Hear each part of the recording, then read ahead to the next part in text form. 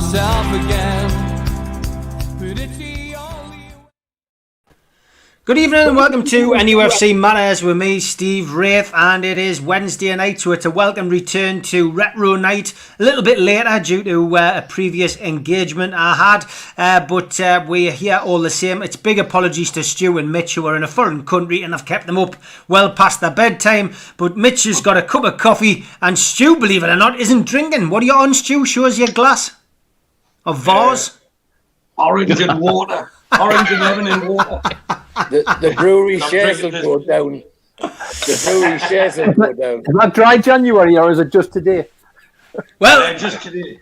Lads, if it's if it is dry January, don't forget our there you go. Our, Let me in. Wonderful. Well, our new sponsor, of course, talking of dry January, is oldcoachhousedistillery.co.uk, the world's first alcohol-free distillery. Visit their website, enter the code OCHD to claim their introductory 10% discount and get the most out of their Mindful Dry January. It's gin-esque, which is on there, and it's a fine drop of gin without the obligatory hangover. So ideal for January, and a big shout out to cutexshop.co.uk, the makers of pool tables and snooker tables in Wallsend in Newcastle, and they make our t-shirts and mugs. The mugs are flying out after Christmas. NewcastleLegends.com, of course, you can buy the t-shirt, which of course tonight is modelled by Stu. Stu's got his t-shirt on tonight. There we go. Yeah. NUFC Matters. And Mitch has got his on as well. Mitch has got his on as well. Hand delivered. Hand delivered, yes. Thank you very much, Miss Hasty Jr. Fantastic. Great stuff. And a big thanks to Adam, who I've just done the show with on his channel. Adam Pearson. Subscribe to his channel. It's a cracking little channel. He does it all on his lonesome at the minute. So I was his first guest tonight. That's put that to bed, and I wish him all the best for 2021. So the Retro Show, if you're new to the channel, click subscribe, and you'll see this every week. We do a run back on Newcastle's games against teams. You can subscribe by hitting the subscribe button down on the right hand side. Click the like, it's important for viewers, and also comment and share the video. Tonight we're looking at Nottingham Forest, George. So we always come to you first for your story first. Give us your first introduction to Newcastle against Notts Forest. Well, it's not strictly me first, but it's one of the most dramatic, because it's the 1974 Cup match, the quarter-final, which, of course, in history doesn't exist anymore because it was declared null and void. It was an all-ticket match, March the 9th, 74, 52,000 tickets sold. Now, I got tickets because I had somebody still in St James's Park that I remembered from when I was involved with them. My father and my uncle wanted to go, and one or two others did. So they put the tickets on sale, and because they didn't want to risk losing their jobs by staying off to go and queue for the tickets, my mother and my granny, Big Nana Neil, went and stood in the queue and got 2 tickets each. So it was a big event, but it was a strange one, because I remember that there was an air about the city and about the team that said this was going to be a cup year. It was a very, very strange feeling about the city that year. Everybody seemed determined that this was their year, but the atmosphere inside the ground was different. Yes, there was a lot of excitement, but there was a lot of angst as well. And I think one of the reasons is that Newcastle, in their wisdom, for some reason, packed all the Forest fans to one side of the Gallowgate, which I can't ever remember that happening before. The brewery side of the Gallowgate, I think Steve called it. And I think that whole side was Forest fans. And I think that set a precedent for what was to happen later on. As I say, 52,000 in the ground. It was tight. And everybody waiting anticipation. Well, it didn't have to wait long for the excitement, because officially it says 2 minutes. My memory is it was more like 30 bloody seconds, and Ian Bowyer had the ball in the back of our net, and that set the crowd going again. And it wasn't long before David Craig, the Irish right fullback of ours, scored one of his rare goals to equalise. And just before half time, O'Kane made it 2-1. and you could feel the tension in the ground when that happened. And of course, just after, Forest got a penalty and made it 3-1. Lydell scored the penalty, and they were 3-1. And you could see the movement behind the Leazes goal, particularly, and at the other end, at the Gallagher end as well. Now, a lot of people was say afterwards that it was because the kids at the front were getting squashed, so they put them onto the cinder track. But it wasn't long before there was quite a big crowd behind the Leazes goal. And quite a lot of tension. Quite a lot of tension in the Gallagher as well, though. People were being hauled out. And I think you've got a picture, Steve, of a policeman taking people away, even before they ran across the pitch.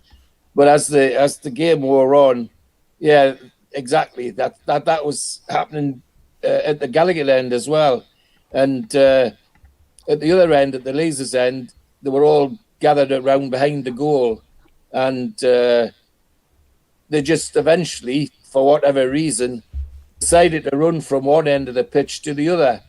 Now, some of the press reports said, they were trying to get at the Forest supporters, and there's the police dogs trying to keep them back, of course. And I'm not sure that they were trying to get at the Forest supporters at all. I've got a distinct feeling that somebody in the crowd had said, well, if you run on the pitch, you'll get the game stopped, because it looked like we were going to lose it badly. So off they went, and of course the police dogs came on. There was a lot of kerfuffle at both ends, and the game was stopped, and the referee took the players off, and they were off for about 10 minutes. And it was quite clear when they came back on that Forest had lost their mojo, that they definitely were down. There was definitely a feeling that they had lost their opportunity, I think. And of course, Newcastle took full advantage. There was the penalty, of course, where I missed is during the penalty issue, Pat Howard argued with the referee and got himself sent off. So we ended up with 10 men, and it was just added to the whole atmosphere. Then it was mostly teenagers running down across the pitch, and it was a riot in some senses, but I didn't think it was stupidity more than nastiness, I think. So after the 10 minutes, we got a penalty, and Terry McDermott slotted that in and made it 3-2. And then 3-3 was a John Tudor diving header, one of his specials. You know, his nose about 6 inches off the turf when he headed it in. And it was all up for a really tense finish. And of course, who entered the fray but Supermac? Supermac started to play out of his skin, and he laid on the 4-3 goal for Bob Moncur, and that's how it stood. Because Forest naturally it protested as loud and as hard as they could, and of course the FA declared the game null and void, and that's how it stays. So the FA ordered replay at Goodison the middle of the next week. And lo and behold, we drew 0-0. And then 3 days later, God knows what Klopp would think of this. 3 days later, we're back at Goodison again, playing Forest in a second replay. And thanks to Supermac, we got a 1-0 win. It was a shambles, but I wonder how much of the team left in that game and those games, and a very hard semi-final with Burnley. I mean, the Burnley semi-final was a tough game. We won, but I think it was because of some superlative bits of football from Hibbert and Supermac to get the goals. But I still wonder how much they left on the field at Goodison and at St James's Park in that quarter-final. The other thing is, typical Newcastle, we got to the final and everybody's happy, or at least we think they are. And the team as a tradition is, we go to the PFA annual meeting and dinner 2 nights before the cup final, and also most teams when they get to the final buy suits for their team, so they can all be dressed as a team and look like a team just before the cup final. Well, Newcastle wouldn't. Newcastle wouldn't buy the suits, and the suits had to be donated by what they call it, tailor Jack Paul or something, and he that's it. John Peter was the tailor. He was trying to promote his velvet suits, and he bought the lads. Actually, I think this picture belongs to Super Mac. I think this is his picture, and this John Peter treated them all to the velvet suits, and their shirts and their ties all look the same. But can you imagine, a cup final and the directors and the managers risk upsetting the whole bloody team for the sake of couple of, in those days it would only be a couple of grand's worth of suits. It just seems so ridiculous. But isn't that us? Isn't that Newcastle United? That's just the sort of thing we do. Sadly, we don't seem to be able to go from A to B in a straight line. There's always got to be a kink somewhere. And to me, that was a major one. To do that to the team after they'd got all the way to the final wasn't the best preparation, in my view, for what was to come. But that 74 final, because we got well and truly thrashed by Keegan and the rest of the Liverpool team. But I still think it all was left on St James's Park in that 4-3 debacle that was interrupted by the fans charging from one end to the other. I still haven't been able to find out why they decided to put the fans the way they did. I don't know if you, Steve, or anybody else knows, but I don't think we've ever had that since or before. But anyway, that was that's the one that'll stick with me, obviously, forever, and lots of other people as well. Interestingly, on the pictures, I know you think you know some of the people in the picture, Steve. Well, I certainly recognise quite a few as well.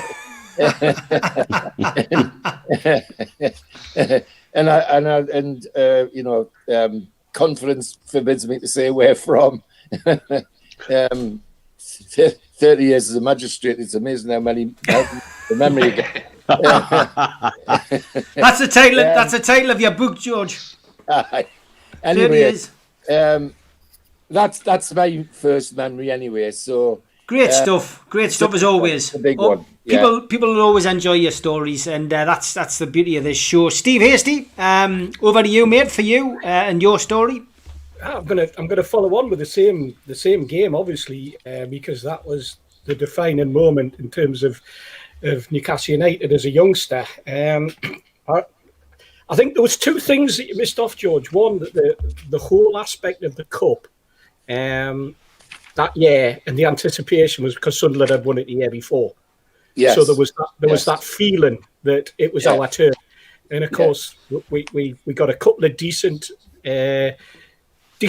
rounds in the third and fourth, and then we played out the skin in the fifth against West Brom, where probably Jimmy Smith had probably the best game he ever had in a black and white shirt that particular day.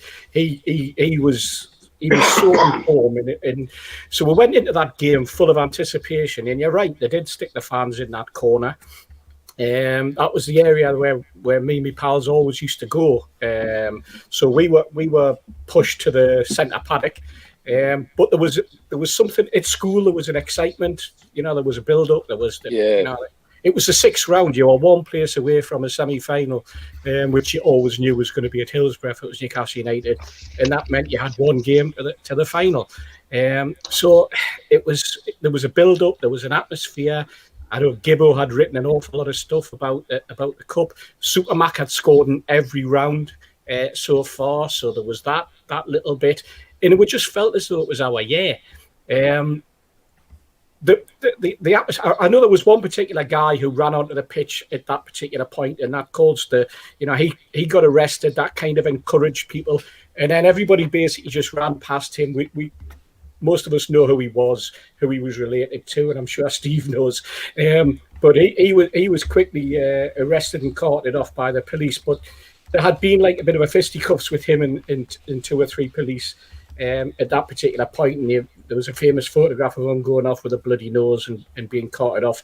But there was just this mad surge. But there had been a lot of goings on in the Gallagher as the game progressed. There was a lot of to and fro, and there was sort of things getting thrown over, and the fact that they were 3-1 up, and I think it was just a massive build up, as you say, after the penalty.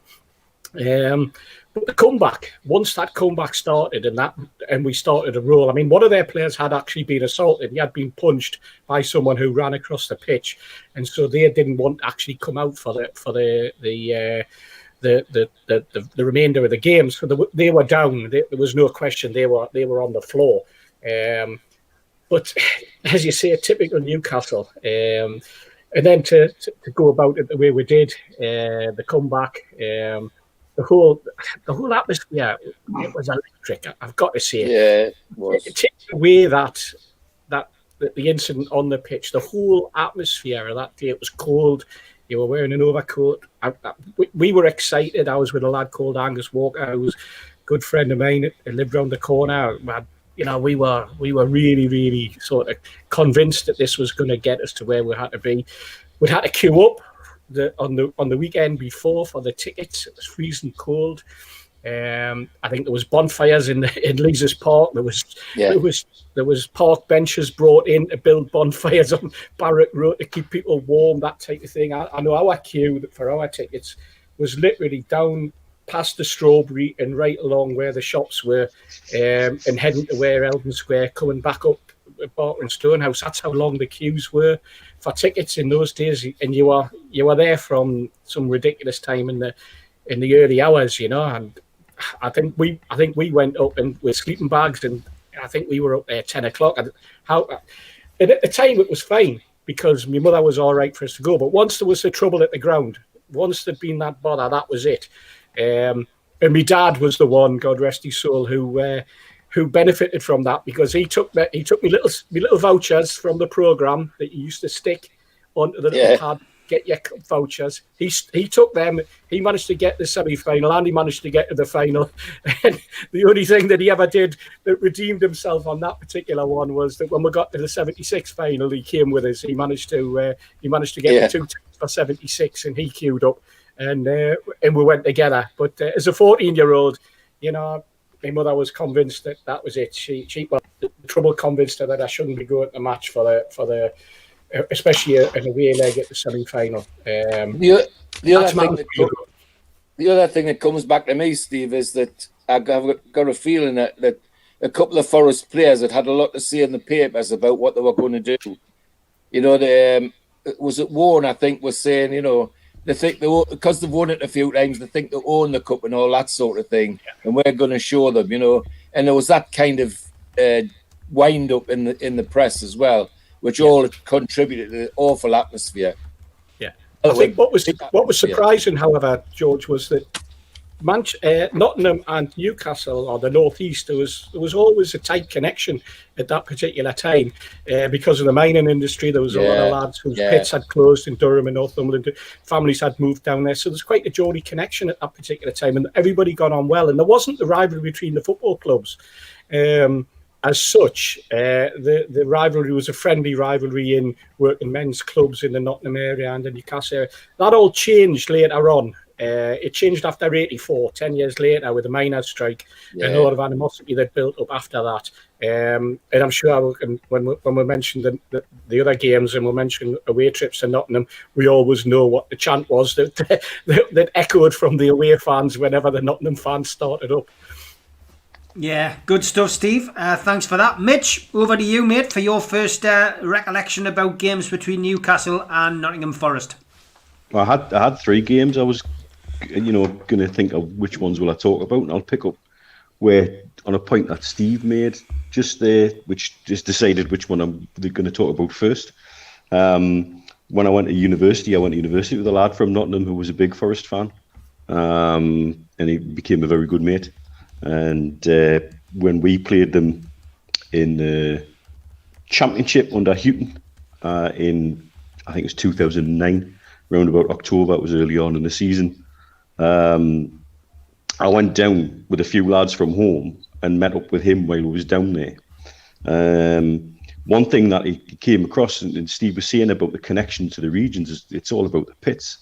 And Matt took me into a bar, which was a black and white bar in Nottingham. And I was speaking to some of the lads there who were black and white through and through, and they reckoned that the biggest branches of the Newcastle and Sunderland supporters clubs outside of the region were both in Nottingham. And I don't know whether that still is the case, or whether it ever was the case, but that's what this lad reckoned. And that's the kind of connections to the region, and it's all about the pits. I mean, the game itself wasn't spectacular. We lost 1-0. Conceded on the stroke of half time and never really got back in it. If I remember right, in that season, we had a little bit of a blip in October, and that was sort of right in the middle of that blip. And it wasn't a particularly special game, but that evening, you'll remember us talking about the social hand grenade of a friend that we have who had an incident with a horse in Blackburn. Well, he was also prone to going AWOL on occasion. So after the game, Matt took me and a few of the lads to a bar in Nottingham, which is a converted church, and it was a vodka bar. It was the first time I'd ever seen a dedicated vodka bar, and they'd been making their own vodkas. You know, you could have everything from licorice all sorts flavour vodka, bloody cola bottle flavour vodka, where they'd been just storing stuff in the bottles. Let's just say quite a few vodkas were sampled. And then we went for a curry, and then as we're leaving the curry house, we suddenly realised somebody was AWOL again. And no amount of calls on a phone, or at the time SMSs, would find him. So we all went back to the digs. As it wasn't that unusual an occurrence, we knew sort of his autopilot would find him appear at some stage. And about 4 a.m, we were woken up by somebody clattering through the door. I'm like, all right, he's back. So we went out to the living room area and the digs we were staying in. And he was collapsed flat out on the settee, already asleep, fully clothed. And around the settee into the front door, like Hansel and Gretel, was a trail of £20 notes. I'm like, what the hell has he been up to? We thought he'd maybe emptied his bloody bank account out in the ATM, because he'd done that before, or whatever. Turns out, long story short, when we got up in the morning, we're grilling him, and he couldn't remember where he'd been. But then wrapped around a few bundles of £20 notes in his pocket was a receipt from a casino. And he'd somehow found his way to the casino and had a big win on the roulette. And he has no recollection of it. To this day, he has no recollection of it when we ask about it. And that's the reason I remember that game, was a tour in Nottingham with a mate of mine who introduced us to the Nottingham branch of the supporters club. And my mate dropping a load in the casino and he'd not even remembered it. I always love your stories. That one hasn't rained on your parade, has it, Stu? Because you've usually got some classics as well. Give us your first story. Well, the first game Paul Loxley just mentioned on the comments there was the 2-0 when Meridian and Gaza scored, but that's not the game I want to talk about. But before that, I want to just mention, I was speaking to my brother this afternoon, and he says, "Oh, you've got a fan. Someone watches all Steve shows." And she didn't know that we were brothers. And I said, "Why, did you get a show a photo of me in your wallet or something?" Like, he says, "I showed her a photo, I thought it was in his wallet." And he went, "No, don't be daft, it was on my phone." Then I realised that he's tight as tight can be, so it would never be in his wallet, would it? So he wouldn't so, the lassie, her name is Rachel, from Anfield Plain, and she bought 2 bottles of sherry yesterday to watch Liam and then to watch this one. So enjoy your sherry when I'm drinking my orange and lemon. Well done. Enjoy it, Rachel. Right, the first game I want to mention is it was I'll call it the middle season. From the promotion season, then there was a middle season, then there was the nearly winning the league season. So it was just to set the scene a bit. It was February 11th, which was my dad's birthday. Just a couple of weeks before that, Keegan had been on the steps to explain Andy Cole's sale. And, you know, the neighbours were getting a bit restless, but Keegan was magnanimous enough to do that. And he did it anyway. But then what I remember most about the game was there was a player that was made famous not for his football, but for his hairstyle, Jason Lee. And he was made famous on fantasy football with Badil and Skinner. You know, that was on the Friday nights. He's got a pineapple on his head. On his head. Your voice is better than me as the Christmas song went, so you can sing it. But yeah, he had the pineapple on his head. But we went 2-0 up, and another remarkable thing about that game was Rule Fox scored the first goal with a header. He out-jumped someone in defence and scored a header. The second goal was scored by Rob Lee. He danced past someone on the edge of the box and drilled it in the bottom corner. And he scored a few goals against them, not as many as Ian Woden scored against us, but Rob Lee scored a few goals against them. Then, about 15 minutes to go, this pineapple comes off the bench, and his first touch of the ball put it in the back of our net, which set up for a really uncomfortable 15 minutes because that's him. So we'd been battering them most of the game and had fair share of possession, lots of chances, and we seemed to be hanging on. And then in the last minute, or just near enough the end anyway, my recollection was the last minute, Stan Collymore got put through, and he was never popular. He's even less popular now. When he got put through, and I thought, that's it, we're going to blow this now. And Pav come running out with his goal, and then seemed to jockey him sideways as if he's letting him go past. And all of a sudden, he's just stretched these two massive paws out and took the ball cleanly from his foot, and then held up the ball. And the roar from that was probably as loud as any one of the goals that had been scored in the game. So the fact that the pineapple scored that was my first one I wanted to talk about. And I think Mr. Wilkinson needs to speak because he's been waiting for it as well. No worries. Steve, good evening, mate.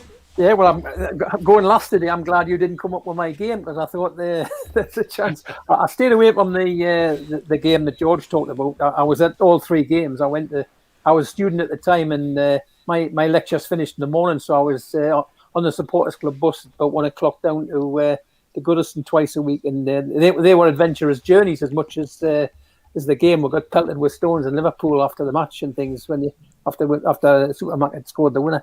I was going to come more recent times, well, still 20 years, to 1997 when we won 5-0 the last game of the season, which got us qualification into the Champions League with Dalglish as manager that time. We'd obviously had the year before when Keegan's team just slipped up at the end, and Keegan had obviously jacked in the January of the following year, not long after we'd beaten Tottenham 7-1. He wasn't happy to keep winning 7-1 and stuff like that. And Dalglish came in, as you know, and the significance of that game, apart from the fact that we won 5-0, we ended up finishing second and getting the Champions League qualifying place, although we did have to play in the qualifiers those days. It didn't put you straight in like it does now. We're winning 4-0 at half-time, and it was just as well we were, because we'd actually we were level with Arsenal on points before that game. And that would have... and on goal difference, in fact, they also leveled. So Arsenal were playing away, they won. So we had to win by at least 3, as it turned out. So obviously went and winning 4-0 at half time. And,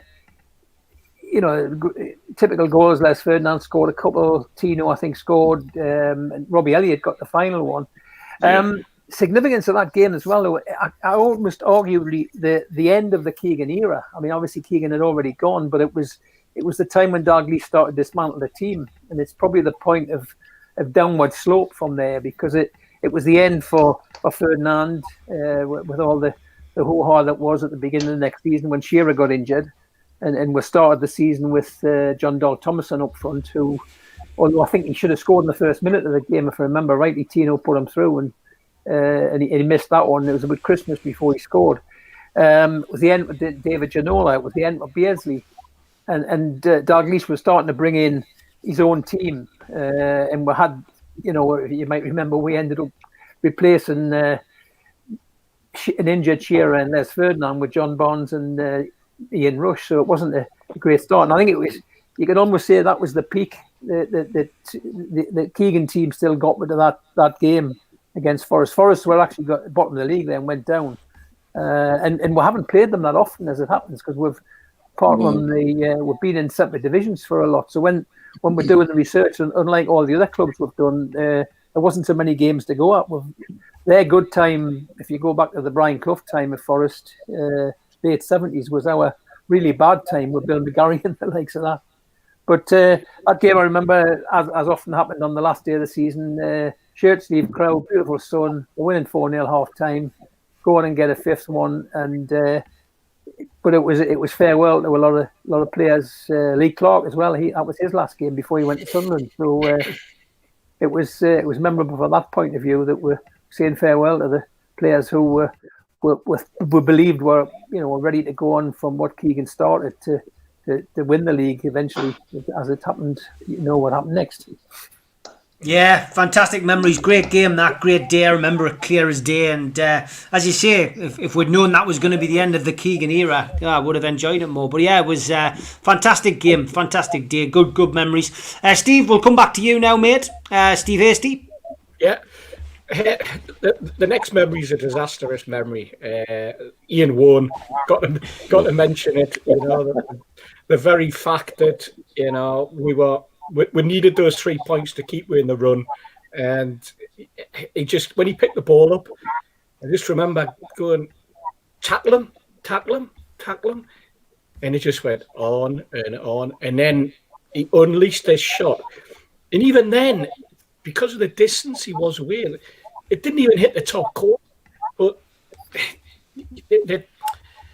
the goalkeeper was so far off the line, it was only about that high off, and he died, and he just couldn't get near it. The power, that he got into it, and I just remember at the time thinking, Shaka should have saved it. He should have been a little bit further back, and he should have saved it. But that set the scene. Then that basically killed off our chances, and it was just so disappointing, because the points, getting 1-0, just something about it, just like the emptiness in your gut that you felt. Even though I went to the following game, went to the last game of the season, even thinking that we were still in with a chance, even though it was fairly remote, but it was still that hope rather than expectation. But you knew in your heart of hearts that Warren's goal had really sort of, not so much the knife in the back, but the dagger in the heart. You know what I mean? I'll never forget it. And if I met the guy tomorrow, I would probably just hate him just as much. I never met the bloke in my life, but everything about it just so disappointing. So that's my second memory of that particular one. And I think the less said about it, the better, to be perfectly honest. That was the game after the "I would love it" rant, isn't it? Aye, and you have to wonder how much that affected the team during that game, because they looked jittery all the way through. Even when Beardsley scored, it will look jittery. And Ian Warren, isn't Ian Warren one of those players who always seems to score against us? Yeah. I was going to say that, Mitch, like the end of that season, from the joy that we had, it was like watching your favourite championship boxer just take a knockout punch after knockout punch, and he wouldn't go down. And then on the last day, he just fell out, and that was it. I think what was also annoying about it was, love those days back though. Well, it was against the Nottingham team. We weren't playing a really adventurous Nottingham Forest at that particular time. It was Forest in not even transition. It was Forest on the way down, and it just felt like all your energy had been sucked out of you. And you're right. I mean, how that impacted on the players, the rant, which I must admit, are like most Geordies at the time, when it came out, you were standing there in front of the TV listening, just get into him. There's this sort of, there's an opinion built up over the years that it was him cracking up. But for me, he was showing the passion that we had, and he was part of it and everything. And we were just going, get into him, But there were great times, and let's not forget there were great times. But that particular result for me was just the pits, absolute pits. Yeah, okay, good stuff, Steve. George, over to you for your second memory. Well, I had picked two others, and Steve Hastie's just done one of them, and Steve Wilkinson did the other one earlier. But I agree with Steve Hastie that one goal was, from the minute it left his foot, you just knew, you just waited for the rattle in the back of the net. It was so true and so hard, and again, he did have a habit. He's one of those players that had a habit of waiting for us and punishing us for some reason. But he had a very, very good left foot on him, no doubt about it. But like the rest of you, your heart sank because, well, I know it was a way off, but you just knew in your heart of hearts that could be the end of what was something fantastic for us. And I think really it was at the end of the day. So that, I just tag on to what Steve just had. And the other one, Steve Wilkinson's 5-0 was just fantastic. I mean, some of the football in that match was to be behold, but it wasn't going to take we're very far with Dalglish, no doubt about that. No doubt about that at all. Mitch, on to you, mate, for your next game. Stu, were you going to talk about the Gaza Mirandina game? No, I'll leave that to you. Right, okay, no bother. Right, you carry on. No bother. Right, let's get that way. Yeah, 1st of January, New Year's Day, 88. And I think to put it into context, people have got to remember, Forest at that time were title chasers. I think they went into the game in 3rd. And they were a very good team. They were one of Cloughie's teams. So he went down on New Year's Day more in hope than expectation. We were okay. We were doing quite well under McFall. We certainly didn't look like we would be in trouble like we were the following season. That season we were doing quite well, even in spite of the Beardsley having gone to Liverpool and they replaced him with Mirandina. And I have to say, my memories of the game are a bit hazy, with it being New Year's Day more than anything else. But I remember it being bloody cold, and I remember Gaza on halfway through the first half scoring one of those goals that only Gaza can score. When you do that little touch and acceleration that he had over 5 yards, which was just ridiculous. So we'll go 1-0 up, but then we got a battering. We were totally back to the walls. I know we discussed a few times on other shows what is a smash and grab win. I think you could describe this as a smash and grab win, no doubt about it. Gary Kelly was outstanding. He stopped just about everything that day. And then I think it was midway through the second half, after another Forest corner, we got a breakaway. And I think it was Kenny Wharton played the ball forward for Mirandina, who was in the acres of space just inside the Forest half. And he took it to the right-hand corner of the area and shot across the keeper into the bottom corner. And our fans in the corner behind that goal going absolutely mental. And that knocked the stuffing out of Forest. You can see when a team, they've had the majority of the possession, they've had the chances, and they just are totally deflated. And even Cloughie couldn't get them back up for that game. And I think for them, that set the pattern for the rest of the season, in that they faded away as title challengers. By sort of April time, I think they'd had quite a few games which they should have won and couldn't. Whereas I think it was Liverpool and Arsenal who were the two fighting for the title that season. Went off and put a little bit of distance between them. But it was one of those classic cracking winter away days when it's bitter cold and you wish you'd brought a bigger coat and you wish you'd put different shoes on, but your pride on the terraces wouldn't let you. And there was plenty of New Year cheer being handed around. legally and illegally in the ground, and it was fantastic. It was a proper away day. Armstrong, Galley coaches and all that from the bus station. It was a good day out, and made for a decent end to the festive period. Yeah, I mean, I remember that game, and I remember, as I say, through probably a hazy memory, Mitch, but I've just recently watched the Gascoigne documentary again, and just recapturing those days when Gazza was briefly at Newcastle. Great memories, he was a precocious talent. You could see he was going to be special, and just gutted when he left. You know what I mean? I just remember being gutted to see him, being part of that selling, that selling mindset that the board had at the time. The family silver Beardsley sold, to essentially build the main stand. Yeah, well, that was the attitude at the time, wasn't it? It was about accepting a mediocrity in allowing the players that we were producing, because we were producing some great players at the time.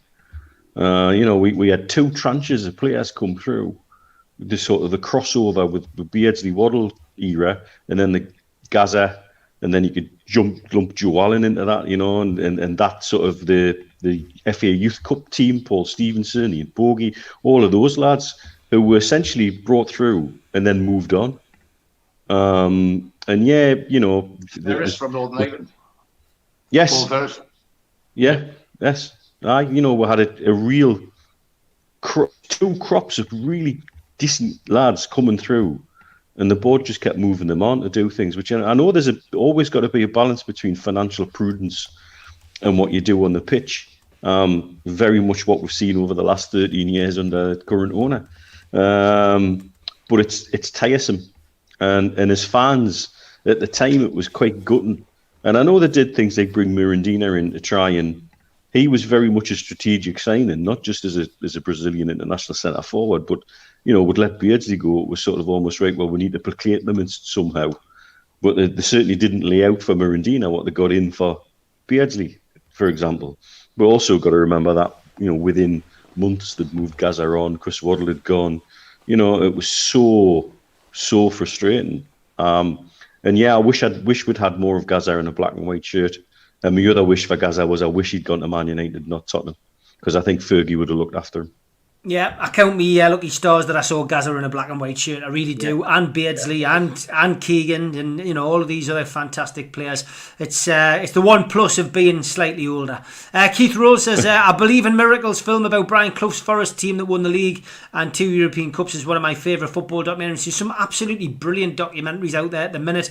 I've just watched the Kenny one, which was on Sky Documentaries recently. I defy anybody to watch that not to have some kind of tear in their eye when they start covering Heysel and Hillsborough. And I got to know Kenny Dalglish very well when he was at the club as well. He was the first person who gave me a real insight into the club and gave me an opportunity as a fanzine editor to actually get behind the scenes. He gave me a ticket for the press box, and I'll always be eternally grateful to Kenny for that.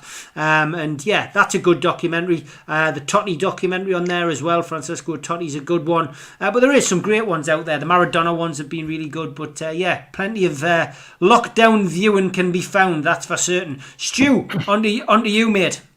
Right, well, since we last spoke, my brother's just messaged us saying he's not saying he's cautious. So I just want to No, joking aside, he is actually a very generous guy. Well, I had 2 games left. Steve Wilkins didn't come out one of them, but the one before it rolls into it, so I'll go through it quickly. It was Keegan had just left, but you can sum this game up. It was the FA Cup 4th round, and Dalglish is taking charge. And I was excited because Dalglish was a hero of mine growing up, with the Scottish and everything else. And I don't think anyone could have replaced Keegan. And it's a bit similar to what happened with Bruce with Rafa. Whoever took over was on a height to nothing. But Dalglish come with credentials, so there's a big difference there. In the game, the FA Cup game, we got beat 2-1 at home, and it could probably be summed up with three words, or probably 4 actually. But Ian bloody won again. We took the lead, and then he scored a decent enough first goal, but his second goal it seemed to happen in slow motion. the cross come across, he wasn't challenged, and he took it down his chest, and he just like picked his spot, and it went. So that was in the January the 4th. It must be then the January the 4th round of the FA Cup '97. So that takes us on to what be 4 months later, after the last game of the season. Now, this is when you didn't get the teams like an hour before. You'd whisper it'll be announced, wouldn't it? It'd be announced by the ties. And when the team was getting announced, to me, I felt like it was a 6-1-3 formation. Because I can't remember well, of course I can. There was like the Barnes, but both Robbie Elliott, Steve Watson were playing. Peacock was playing, Albert was playing. And the only midfielder that you could say was a midfielder was Batty. And then something that Keegan never did, that Dalglish did, was play Shearer, Ferdinand and Asprilla up front in the same team to start with, starting together. Keegan never did that, and Dalglish did that. And I think something that Steve Wilkinson said earlier as well, the joy, it was a joy we were all watching that football. They blew them away in the first half. It was a glorious sunny day. We clinched second in the league. We win 5-0. Local lad scores the last goal. You start getting the sense of, Keegan's gone, but things aren't that bad. And then you remember you support Newcastle United.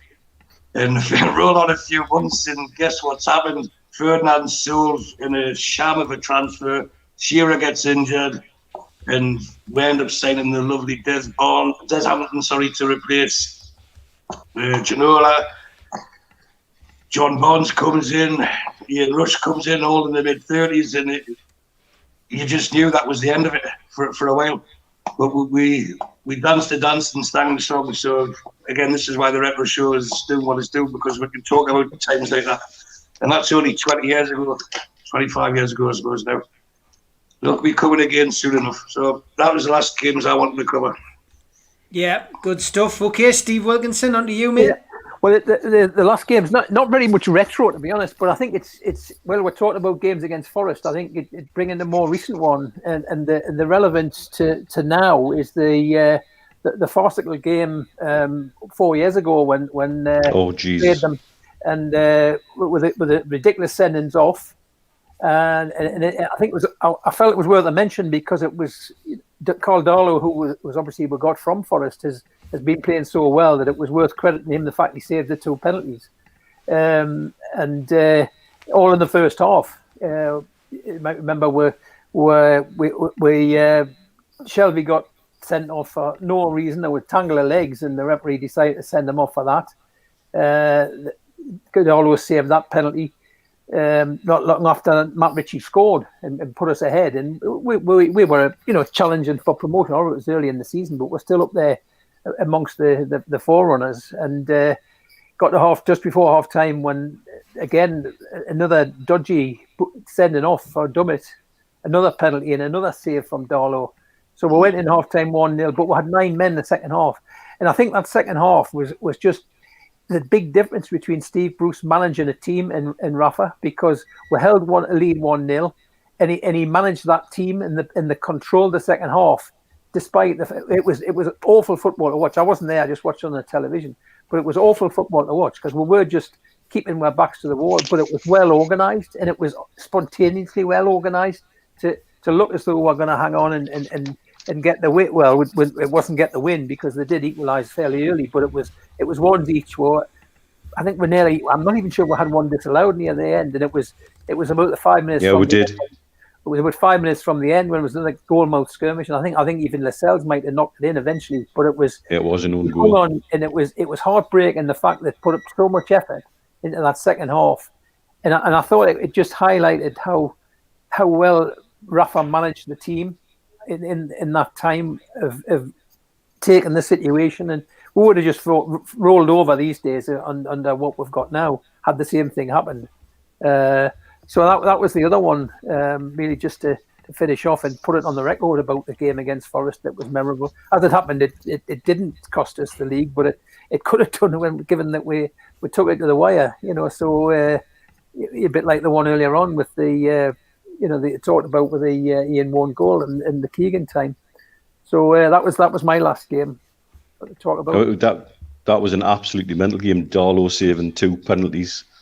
And And the red card got struck off as well, didn't it? I think they got struck off the red. We appealed and they got struck off.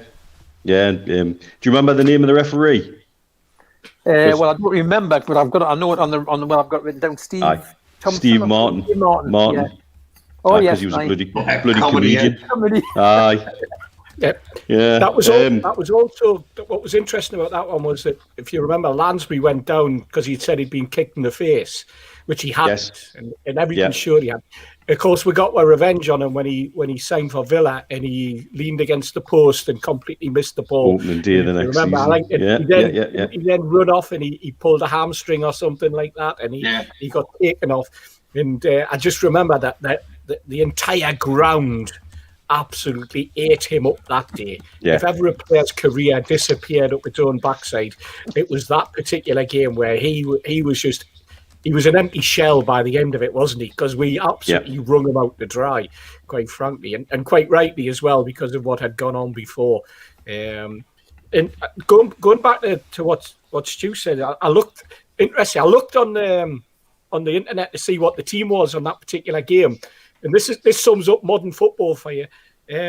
Sky Sports have the team listed from way back, but obviously somebody's done it and decided to put the photograph of the players, and it was Pav, Beresford and Robbie Elliott were the first three names, but they had a picture of Robbie Elliott, the goalkeeper, instead of Robbie Elliott.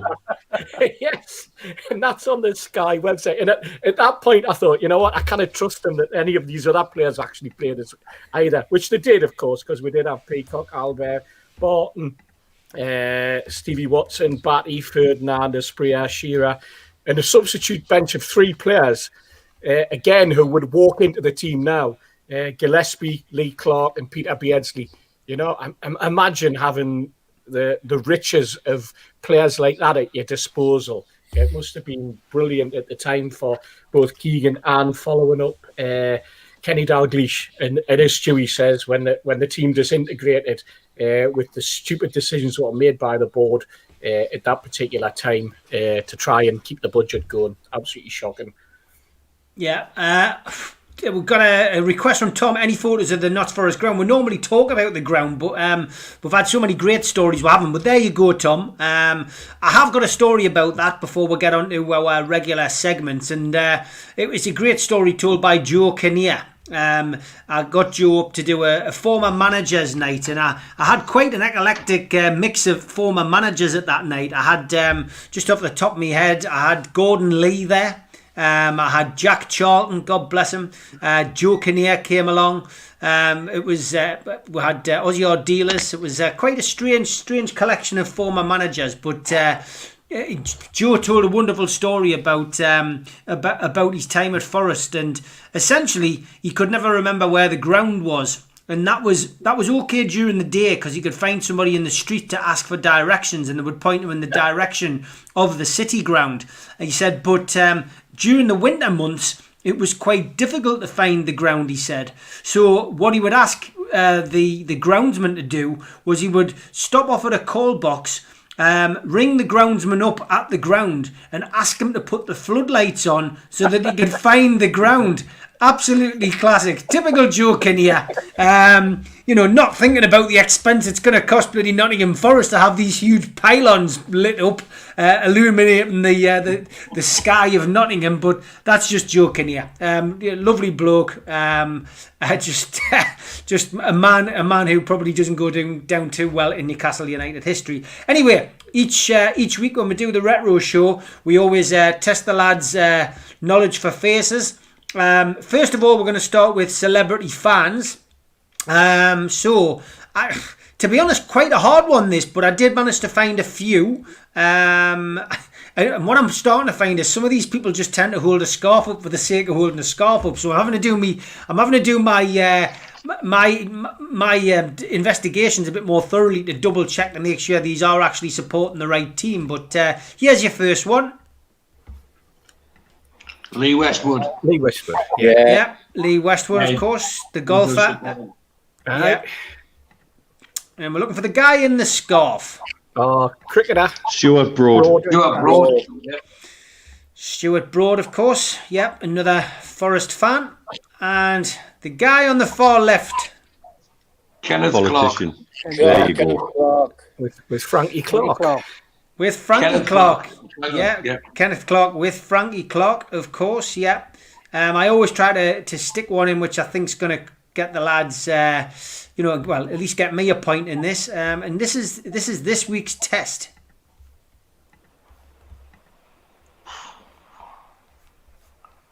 Oh, I love it when there's silence.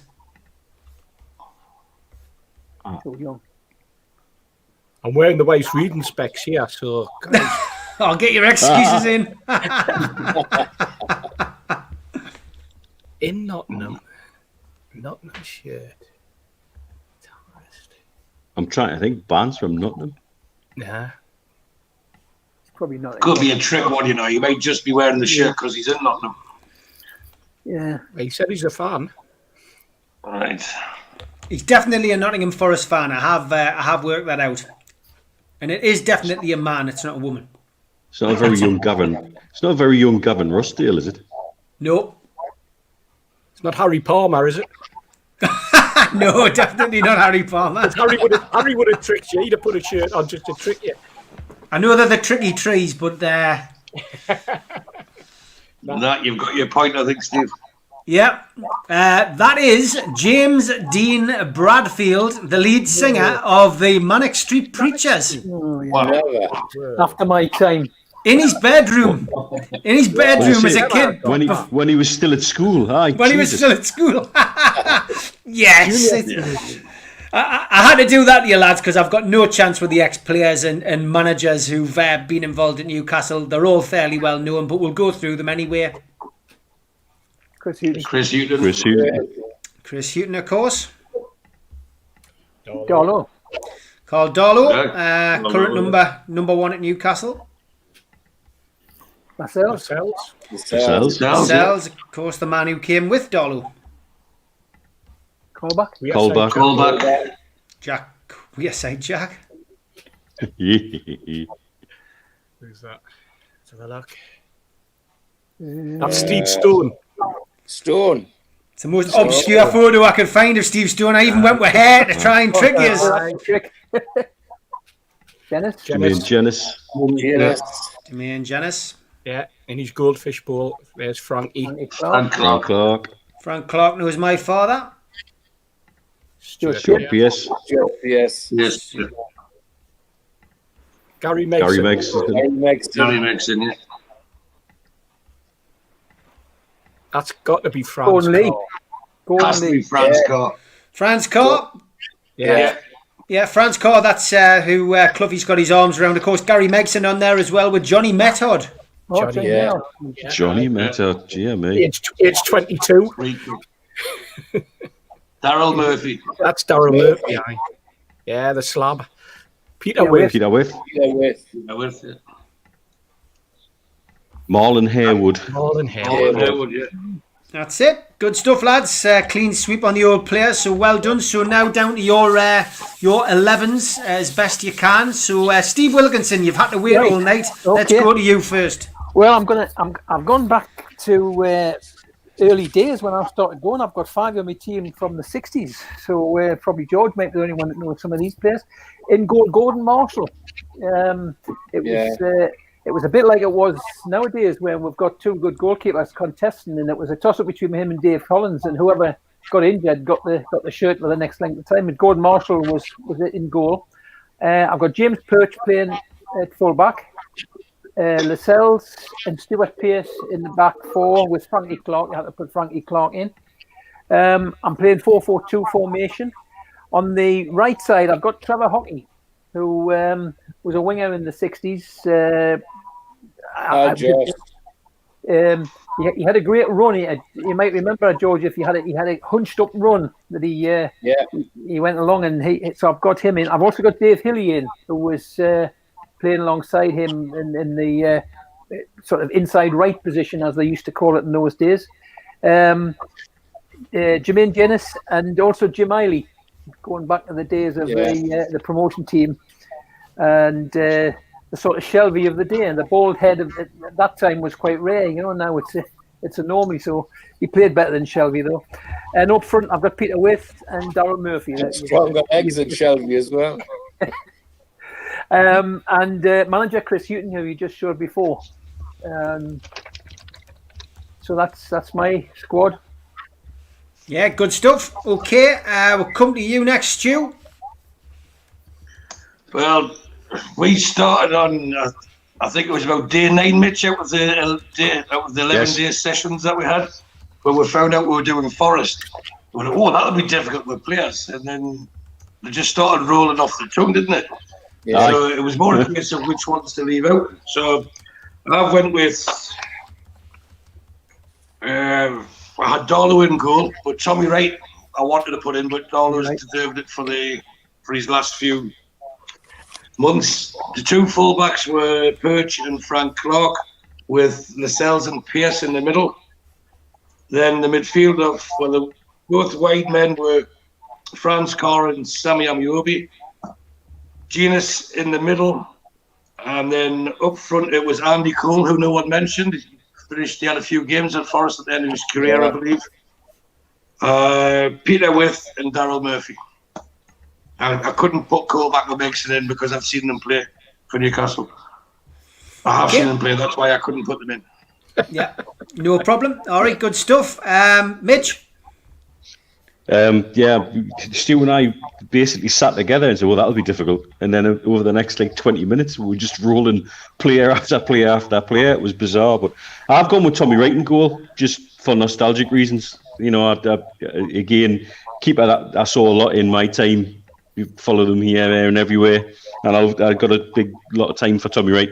Same back four as both Steve and Stu.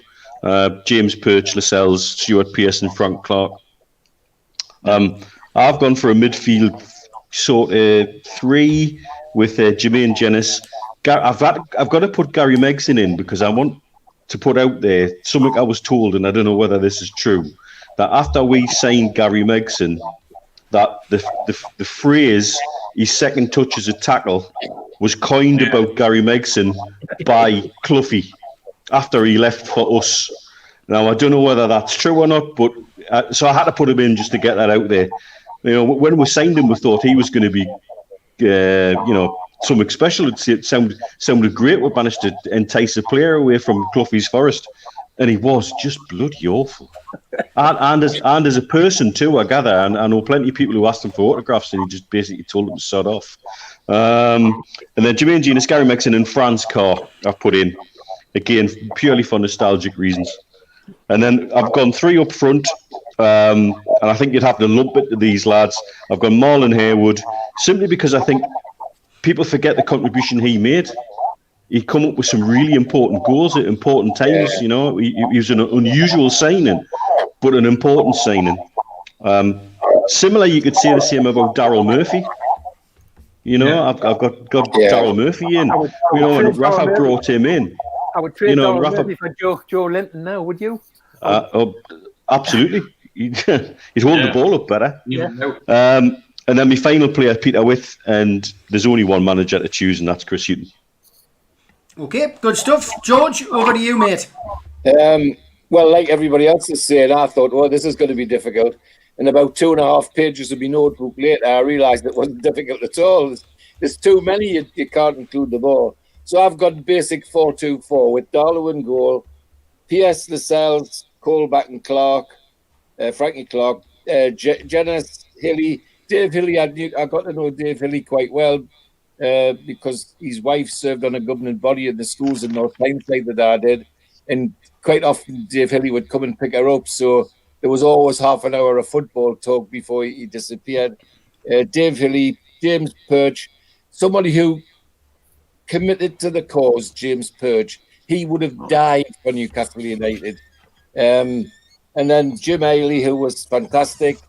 Peter With and Cole, Andy Cole up front. And then Besson, Murphy, Carr. Name the rest of substitutes, if you like. And then it's got to be Chris Hughton as manager for sentimental reasons. Okay, good stuff. And last but not least, Steve. Right, I went for Darlow in goal. I went for a back three of Perch, Lascelles, and Pierce. I put Sammy Wade on one side with Franz Carr on the other. Franz Carr, strange player. Mickey Quinn said that he could catch pigeons. He could also hit them with his crosses. Don't forget, because they just seem to fly all over the place, didn't they? Central midfield, I've put Gary Megson in. As you say, Gary Megson with his second touch being a tackle, and Jermaine Jennings, just because I wanted to see how the goldfish bowl would operate. And up front, because I've only gone for a back three, I put Daryl Murphy in, very similar to what the lads have been saying about him. He came in, he did a job, very similar to Harewood. I've also put Peter Witt up front because he was only at Newcastle a short spell, one season I think. We got relegated and then he went and ended up winning the European Cup as Frankie Clark did. But also put Michael Chopper alongside him. Not for sentimental reasons. I just thought that with Murphy and Witt up front, he could feed off all sorts and could get goals. Plus, I feel sorry for him because he's not getting much of a mention these days. His takeover having disappeared.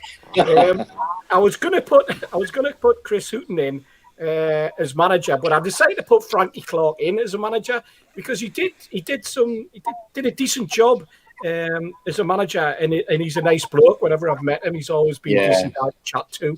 And the other thing I'd say about Gary Megson, if his second touch was a tackle, it was obviously fairly decent. And have you guys noticed how Joe Linton's fifth touch is getting better and better? Lads, I tell you what, like it's good to hear your teams. There always is plenty of research gone into that. You'll have to have a week off next week because, of course, we've got a 6-pointer, if I'm allowed to call it that, against Sheffield, and I'll get hung, drawn, and quartered if I cancel Liam's show. So you've got 2 weeks, and I do like to listen to what people who watch the show say. And Tim, who's watched us from the start, says Birmingham or QPR. So should we go QPR? Well, we know what we're going to spend 20 minutes talking about. Yes, we do. Yes. I'll make sure I've shaved my hair, what I've got off, just so I can start showing the scars, guys. Wearing disguise.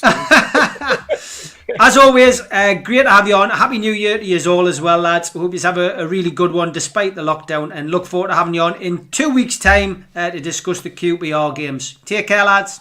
Cheers everyone.